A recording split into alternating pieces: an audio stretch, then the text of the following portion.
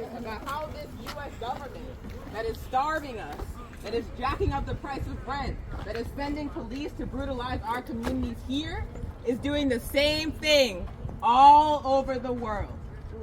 So economic sanctions are a form of warfare where the U.S. government basically cuts off countries that will not do what they say, cuts them off from resources, cuts them off from banking, cuts them off from loans, and essentially tries to starve the population to death.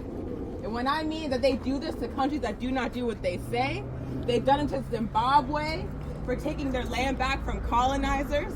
They've done it to Cuba for pushing out the US-backed dictator and building a free society. They've done it to Eritrea for having the only independent military in Africa. The US has sanctioned countries all over the world that have risen up together for their freedom to resist colonizers, to resist white supremacy.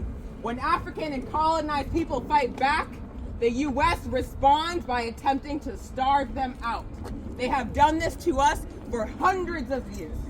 And so the consequences of economic sanctions on the ground. Think about what happens when our communities are cut off from resources. Who suffers the most when we can't get health care, when we can't get affordable food, when we can't get affordable housing? It's our elders, it's our children, it's our mothers. And this is the intent. Economic sanctions are a tactic of warfare meant to target the most vulnerable segments of our population. The most innocent and defenseless people is who the U.S. goes for when they apply economic sanctions. And do not think that this is just an international phenomenon, because they are sanctioning us here as well. When our people rose up in the 60s, in the 70s, in the 80s, when the Black Panther Party was in power, how did the U.S. government respond? By infiltrating our organizations, by murdering and arresting our leaders, and by applying economic sanctions like welfare reform, like cuts to disability, like cuts to food stamps. Those are sanctions, y'all, applied for the very same reason. Because our people fought back, and these people are terrified of what happens when we fight back, and so they are trying to starve us out.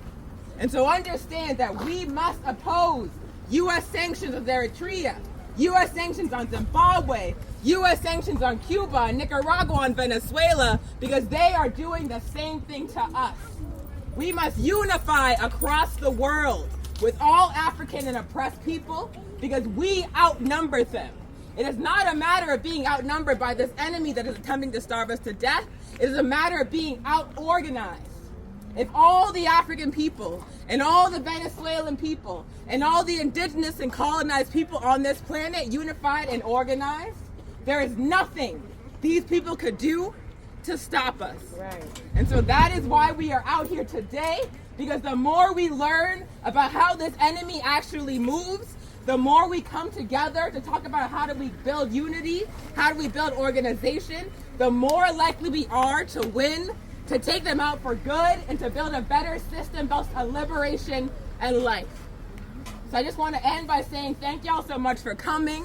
We are Africans, period.